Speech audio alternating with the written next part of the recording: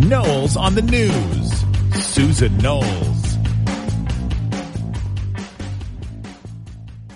So were you able to sit through 5 hours of the GOP debate? The CNN debate that was held in President Reagan's library in Simi Valley. It was such a great place to hold the debate.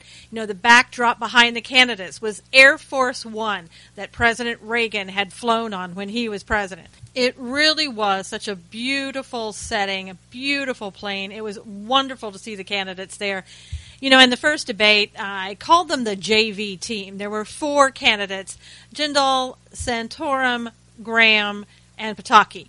You know, these, I kind of felt sorry for them when they first came out, because it was like having the opener to the Stars show. You know how the guys come out first and they open for the main attraction? Well, that's what these people did. They kind of were openers for the main attraction to come later. But I will have to say, I was really impressed. They did a great job. More impressed than I thought I was going to be. I really, in fact, was impressed more with Bobby Jindal than I ever have been. I'm not really a great fan of his, but he had some really great things to say, and he took a lot of hard lines that nobody else has been willing to take. For one thing, when he was talking about the GOP, he referred to them as the Surrender Caucus. Now, when is the last time you heard that? I loved that. And he even called Barack Obama a socialist. Wow, I haven't heard a GOP candidate call Barack Obama what he really is. It was refreshing. And I also had a little bit more respect afterwards for Santorum. I thought he really did try to do a great job. He talked about a lot of things that he felt were important, and he came across really well this time. Typically for me, he comes across a little weak at times, and this time was better. The one thing that I didn't like is that Lindsey Graham kept interrupting him just about the entire time he was trying to talk, and nobody stopped that from happening. You know, the moderator, Jake Tapper, didn't say, hey guys, let's one at a time. You know, that didn't happen. Another thing that kind of bothered me was that for whatever reason, now I'm from the South, so I can talk about Lindsey Graham. I know he's from South Carolina. I was raised in North Carolina. Lindsey Graham has an accent. But this isn't what I'm talking about. He acted like a country bumpkin at times, like, oh, gee golly, you know, I'm just this guy from the South. And I guess that was to try to make him one of us. I have no idea. But it was almost like watching somebody who was trying to work on his comedy routine. I don't really know what that was all about. I guess the winner, though, of the night, according to a Wall Street Journal flash poll, was Santorum. My first thought, I'll have to say, when I saw that was, were they watching the same debate that I was watching? But okay, let's give it to them.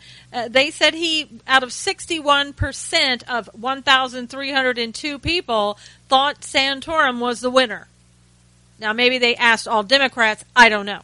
But Lindsey Graham came in second. I'm not surprised by that because, again, he talked so much over Santorum, maybe people were confused. Third was Jindal, and then Pataki. So, you know, again, that was a pretty good debate for the JV team. And then the second group, it was like, you know, here's the varsity team, here are the stars, they all are going to show up, and now the show is going to begin. And I was kind of hoping, my thoughts were, I hope that everybody doesn't try to act like Donald Trump or attack Trump. You know, in the first debate, the first 4 questions were all about Donald Trump.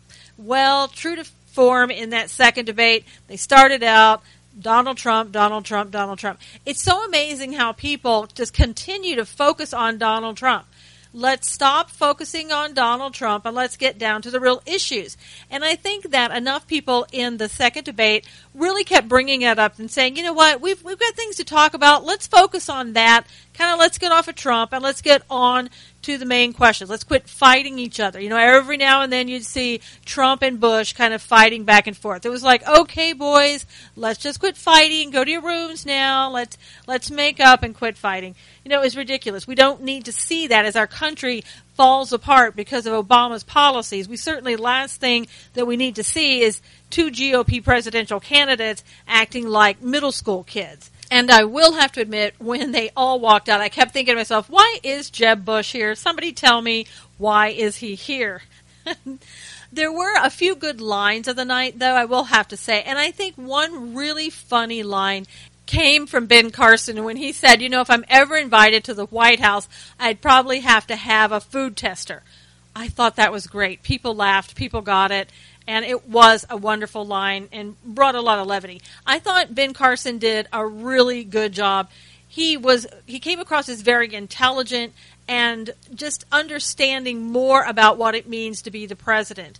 I think he's really starting to get it. I also thought he had a great response when they said, who do you think should be on the $10 bill? I think they're talking about putting a woman on there sort of as a little sign of gesture or I look at it as a token, right? A token to women. We're going to put you on some bill.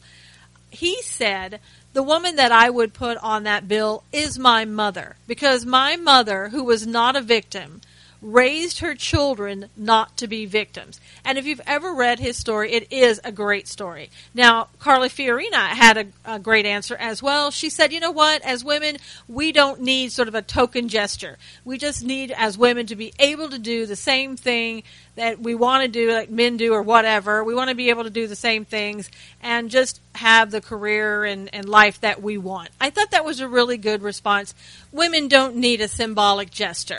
And in closing, I thought that Jake Tapper did a really good job as a moderator, and I think it's a job that we should have been able to see from Megyn Kelly on Fox News when she was the moderator before on the first debate.